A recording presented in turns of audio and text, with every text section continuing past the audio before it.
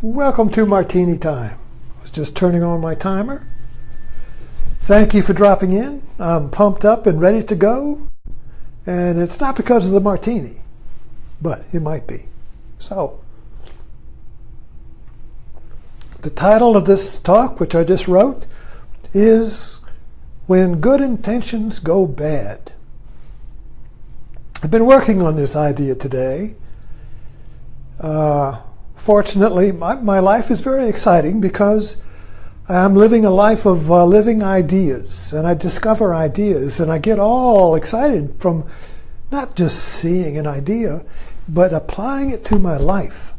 You have to see an idea in your life, not in a book or out there, some objective truth. No. An idea is a germ that explodes into your mind and gives your life coherence, that makes sense, that solves the mystery, that tells you why good intentions most often go bad. Let's look into that, because we all have that experience where our good intentions end up creating the opposite of what we expected, what we wanted. And we can't understand it because our heart had such a good intention. It was such a good idea. It was a good idea. But it all fell apart. Why is that? We have to look at that.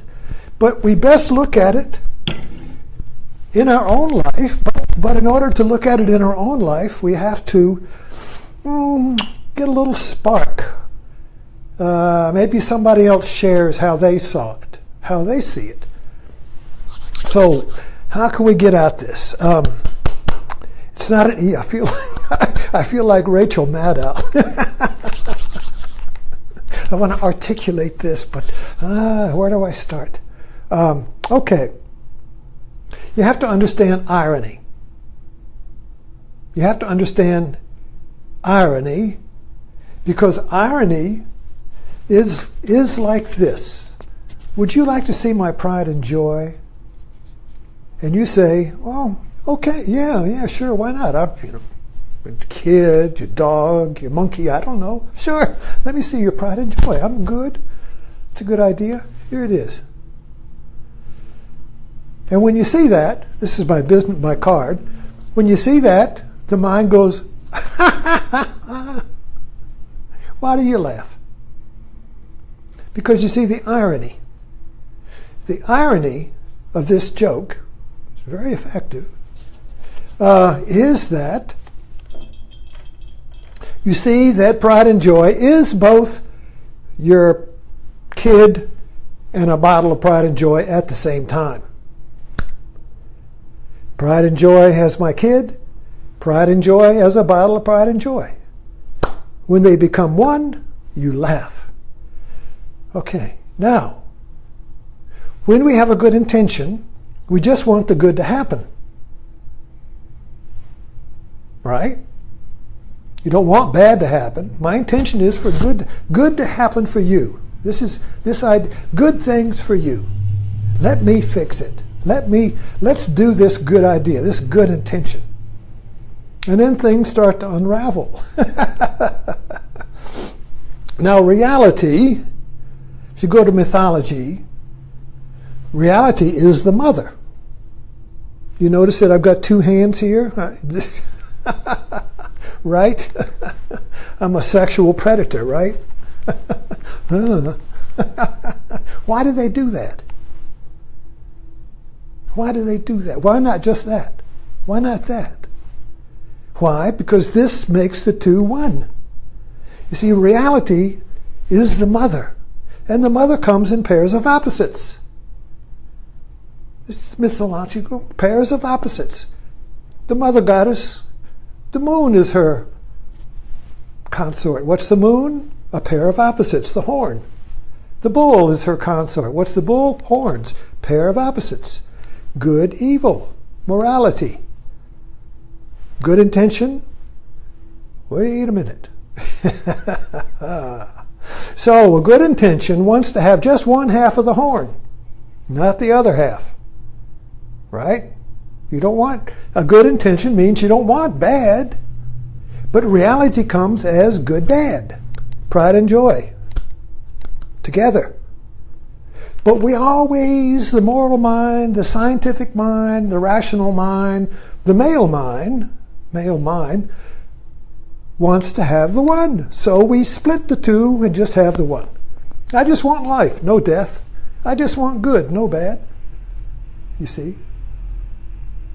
I just want the pride and joy that's my kid. Not the pride and joy that's a bottle and a can, you see. So we want to, always we see the one as one and not two. But life comes as two. Boop, you see. Comes in pairs, like a Noah's Ark. Everything comes in a pair. Moses splits the Red Sea into two pairs, you see. But how did Moses unite the people? How did he get through the pairs of opposites? How does Odysseus get through the Scylla and the Charybdis? All the heroes of mythology have to go through the pair of opposites. Even God, Yahweh, I won't say God, I'll say Yahweh, created a pair of opposites to guard the Garden of Eden so you couldn't get back in there. Two cherubs. All the Buddhist temples, two gargoyles. Two. You got to get through the two. How do you do it? It's a mystery. Because we want to get the one, not the two. You can't have good and bad together. You got to have just the good. So your good intention is seeking just the good. It doesn't see the opposite. It doesn't see the shadow. It doesn't see the other side of the moon. It doesn't see everything as two opposites. Yin yang. So I don't have a yin yang here. My battery just ran out of power, so I hope I'll hit the mark here. You see the yin yang. Oh, okay, here. My favorite picture: old woman, young woman. Old woman, here's her eye, nose, mouth, crone. Young woman, here she's looking away in this direction. Here's her right eye, chin, neck, ear. Young woman, old woman. Now, is it one or the other? No, it's both. What is the picture about? You can't say it's about the old woman, or you can't say it's about the young woman. You can't say it's about the good intention, because the good intention, which is the beautiful women, also is the crone. So if you just try to get the young woman, you see, you're splitting the yin yang. You just want this half. You don't want that half. But life comes in two. That's what makes life move, evolve, change. You see, it's not static. It's not a thing. It's a living, dynamic copulation of two. Just Fred and Ginger Rogers, two. Not just Fred. You see? All right, so the mother comes in twos.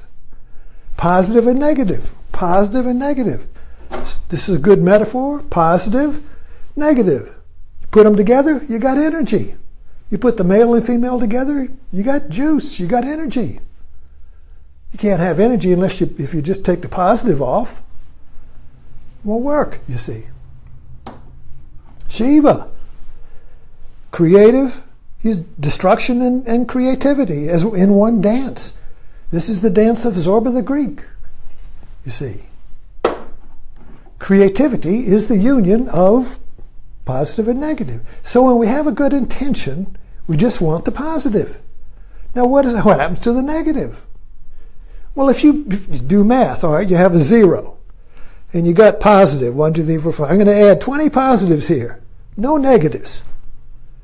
But there are negatives being created, because when you have 0, 1, 2, 3, 4, 5, 6, 7, 8, positive and negative to infinity. That's balance. Everything comes to some 0. Everything comes to 0. You can't have more positive than negative. You can't have more negative than positive. If you try, the universe will restore balance, and those negatives that you left off that you didn't see, that you didn't calculate, that you didn't see or know existed, that you thought you had escaped, you see, have escaped the negative, those negatives are going to come at you from the future as your enemy, as your accidents, as your fate, as your, oh my God, where did this come from? You see, the negative comes back. But you always keep seeing it as separate, so it's the enemy. Where did he come from? I thought I had everything planned out. Where did the mistake come from? The mistake was what you left out. Coming back. Mother restores balance, like in Avatar. The mother restores balance. Universe comes to some zero. It's a teeter-totter that goes like this. If you go like that, nature will bring it back here.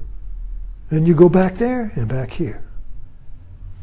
Or you're in a war with somebody. They're up, you're down. You're up, they're down. Boom, boom, boom. Nature restores balance. And the wheel of samsara is the wheel that continues as we try to restore balance through good intentions. Now, I'm not saying you shouldn't have a good intention, but there is a way to have a good intention that is not going to create the wheel of samsara. And that's going to be a creative idea. Now, a creative idea is not an intention. Think about that. Thinking about it? When you have a creative idea, it's a gift. It's a gift. Oh, let's do this. Okay? So the good intention comes from a need to restore balance because you fundamentally believe you're not in balance. But you see, we're always at balance. We're always at some zero. So any attempt to make the world positive without its opposite is going to create imbalance, and nature will restore balance, whether you like it or not. This is a cosmic principle. You can't go against the universe, you see. So Zen is all about seeing this. And what happens when you see that your good intentions have created the bad intentions? It's absurd.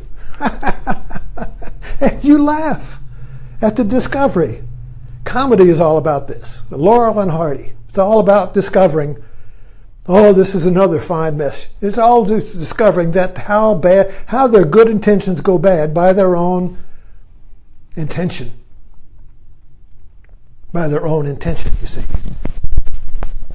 Sometimes when we get caught on one of these wheels, we have an adventure, a project that we just can't fix. I had a friend of mine once that I lent him my car, my truck, because he didn't have a job, and he couldn't find a job, and he kept using my truck, and I was getting frustrated because I wanted my truck back. So I was going to fix it. So I bought this, friend of mine had this old car he was selling, and I forgot, it was a Jeep or something, I don't know. Oh yeah, it's a good, So I'll buy this, and then I'll give it to him and get my truck back, and then he can pay me back the $500. So I bought the car, and he didn't really want the car. In other words, I had a good intention, but the car, we tried to get it inspected, and one more thing kept happening. And we called it, and the guy that was inspecting it was called Pedro, so we named the car Pedro. So I got the car inspected, and it had all these troubles I didn't think. And then he took it home, and the battery died. And he called me up. I'm stuck out here in the woods. So we got the car again. Then we took it, and then he started running, and then something else fell off. And then we couldn't get rid of the car. It was like a tar baby. And suddenly it just became absurd. And we just broke down laughing. Is that all you got, Pedro? Can't you give us any more, Pedro? You see, when you get to that point, you see the absurd. And all you can do is laugh, you see, because when you laugh, you see the irony And the fact that your good intentions are creating the bad things happening because it was not a I don't know how to describe it. It was not. I can say at this point it was not an intention of creativity or love, because love is whole. When your act comes out of love, there is no irony. There is no ambiguity in it. It's a complete. Love is not divided. So if your intention has no love in it, it's going to be chasing the positive, my good intention, and haunted by the negative. So with that, we will end. And thank you for dropping in, and I hope you followed me.